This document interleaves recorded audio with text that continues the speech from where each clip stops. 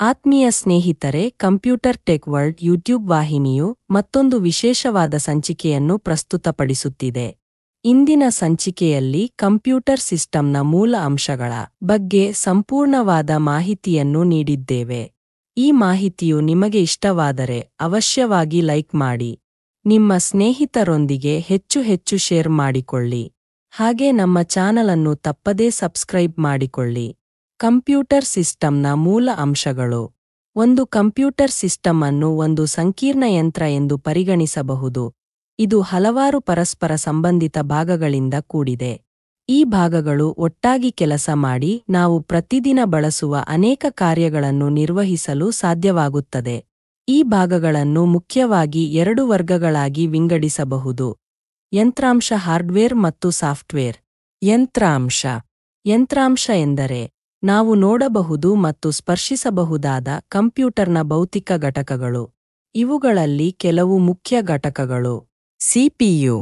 ಕಂಪ್ಯೂಟರ್ನ ಮೆದುಳು ಎಂದು ಕರೆಯಲ್ಪಡುವ ಸಿಪಿಯು ಎಲ್ಲಾ ಲೆಕ್ಕಾಚಾರಗಳನ್ನು ಮಾಡುತ್ತದೆ ಮತ್ತು ಕಂಪ್ಯೂಟರ್ನ ಇತರ ಭಾಗಗಳನ್ನು ನಿಯಂತ್ರಿಸುತ್ತದೆ. ರ್ಯಾಮ್ ಅನ್ನು ಕಂಪ್ಯೂಟರ್ನ ತಾತ್ಕಾಲಿಕ ಮೆಮೊರಿ ಎಂದು ಕರೆಯಲಾಗುತ್ತದೆ. ಇದು ಕಂಪ್ಯೂಟರ್ ಚಾಲನೆಯಲ್ಲಿರುವಾಗ ಸಕ್ರಿಯವಾಗಿರುವ ಡೇಟಾವನ್ನು ಸಂಗ್ರಹಿಸುತ್ತದೆ. ಹಾರ್ಡ್ ಡಿಸ್ಕ್ ಕಂಪ್ಯೂಟರ್ನ ಶಾಶ್ವತ ಮೆಮೊರಿಯಾಗಿದೆ.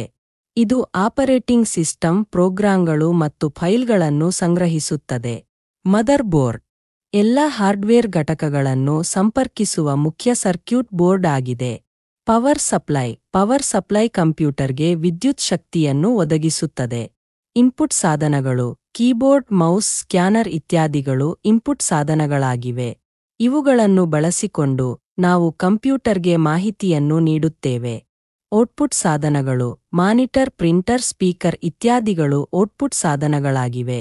ಇವುಗಳನ್ನು ಬಳಸಿಕೊಂಡು ಕಂಪ್ಯೂಟರ್ ನಮಗೆ ಮಾಹಿತಿಯನ್ನು ನೀಡುತ್ತದೆ.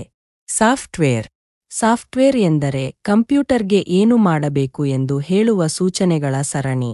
ಇದನ್ನು ಕಂಪ್ಯೂಟರ್ ಭಾಷೆಯಲ್ಲಿ ಬರೆಯಲಾಗುತ್ತದೆ. ಸಾಫ್ಟ್ವೇರ್ನ ಎರಡು ಮುಖ್ಯ ವಿಧಗಳಿವೆ. ಆಪರೇಟಿಂಗ್ ಸಿಸ್ಟಮ್ ಕಂಪ್ಯೂಟರ್ನ ಹಾರ್ಡ್ವೇರ್ ಮತ್ತು ಸಾಫ್ಟ್ವೇರ್ ಅನ್ನು ನಿರ್ವಹಿಸುತ್ತದೆ. ಉದಾಹರಣೆಗೆ ವಿಂಡೋಸ್, ಮ್ಯಾಕ್, ಲಿನಕ್ಸ್. ಅಪ್ಲಿಕೇಶನ್ ಸಾಫ್ಟ್ವೇರ್ ನಿರ್ದಿಷ್ಟ ಕಾರ್ಯಗಳನ್ನು ನಿರ್ವಹಿಸಲು ಬಳಸಲಾಗುತ್ತದೆ. ಉದಾಹರಣೆಗೆ ಮೈಕ್ರೋಸಾಫ್ಟ್ ವರ್ಡ್, ಎಕ್ಸೆಲ್, ಪವರ್ಪಾಯಿಂಟ್, ಬ್ರೌಸರ್ಗಳು, ಗೇಮ್ಗಳು ಇತ್ಯಾದಿ. ಕಂಪ್ಯೂಟರ್ ಸಿಸ್ಟಮ್ ಹೇಗೆ ಕೆಲಸ ಮಾಡುತ್ತದೆ? ನೀವು ಕೀಬೋರ್ಡ್ನಲ್ಲಿ ಒಂದು ಕೀಲಿಯನ್ನು ಒತ್ತಿದಾಗ ಆ ಮಾಹಿತಿಯನ್ನು ಸಿಪಿಯುಗೆ ಕಳುಹಿಸಲಾಗುತ್ತದೆ. ಸಿಪಿಯು ಆ ಮಾಹಿತಿಯನ್ನು ಅರ್ಥೈಸಿಕೊಂಡು ಅದಕ್ಕೆ ಅನುಗುಣವಾಗಿ ಕ್ರಿಯೆ ಮಾಡುತ್ತದೆ. ಉದಾಹರಣೆಗೆ ನೀವು ಒಂದು ಫೈಲ್ ಅನ್ನು ತೆರೆಯಲು ಕ್ಲಿಕ್ ಮಾಡಿದಾಗ ಸಿಪಿಯು ಆ ಫೈಲ್ ಅನ್ನು ಹಾರ್ಡ್ ಡಿಸ್ಕ್ನಿಂದ ರ್ಯಾಮ್ಗೆ ತರುತ್ತದೆ ಮತ್ತು ಅದನ್ನು ಮಾನಿಟರ್ನಲ್ಲಿ ಪ್ರದರ್ಶಿಸುತ್ತದೆ. ಕಂಪ್ಯೂಟರ್ ಸಿಸ್ಟಂನ ಮೂಲ ಅಂಶಗಳ ಬಗ್ಗೆ ಇನ್ನಷ್ಟು ವಿವರ. ಮೊದಲ ಭಾಗದಲ್ಲಿ ನಾವು ಕಂಪ್ಯೂಟರ್ ಸಿಸ್ಟಂನ ಮೂಲಭೂತ ಅಂಶಗಳ ಬಗ್ಗೆ ಒಂದು ಸಾಮಾನ್ಯ ತಿಳುವಳಿಕೆಯನ್ನು ಪಡೆದಿದ್ದೇವೆ. ಈಗ ನಾವು ಕೆಲವು ನಿರ್ದಿಷ್ಟ ಅಂಶಗಳ ಬಗ್ಗೆ ಇನ್ನಷ್ಟು ಆಳವಾಗಿ ತಿಳಿದುಕೊಳ್ಳೋಣ. ಸಿಪಿಯು ವಿಧಗಳು. ಸಿಪಿಯುಗಳು ಮುಖ್ಯವಾಗಿ ಎರಡು ವಿಧಗಳಾಗಿವೆ: ಸಿಂಗಲ್ ಕೋರ್, ಒಂದು ಕೋರ್ ಮಾತ್ರ ಹೊಂದಿರುವ ಸಿಪಿಯುಗಳು; ಮಲ್ಟಿಕೋರ್, ಎರಡು ಅಥವಾ ಹೆಚ್ಚಿನ ಕೋರ್ಗಳನ್ನು ಹೊಂದಿರುವ ಸಿಪಿಯುಗಳು. ಹೆಚ್ಚಿನ ಕೋರ್ಗಳು ಇರುವ ಸಿಪಿಯುಗಳು ಏಕಕಾಲದಲ್ಲಿ ಹಲವಾರು ಕಾರ್ಯಗಳನ್ನು ನಿರ್ವಹಿಸಬಲ್ಲವು. ಸಿಪಿಯು ಕಂಪ್ಯೂಟರ್ನ ಎಲ್ಲಾ ಲೆಕ್ಕಾಚಾರಗಳನ್ನು ಮಾಡುತ್ತದೆ. ಇದು ಸೂಚನೆಗಳನ್ನು ಡಿಕೋಡ್ ಮಾಡಿ ಡೇಟಾವನ್ನು ಪ್ರಕ್ರಿಯೆಗೊಳಿಸಿ ಫಲಿತಾಂಶಗಳನ್ನು ಉತ್ಪಾದಿಸುತ್ತದೆ. ಗಡಿಯಾರದ ವೇಗ.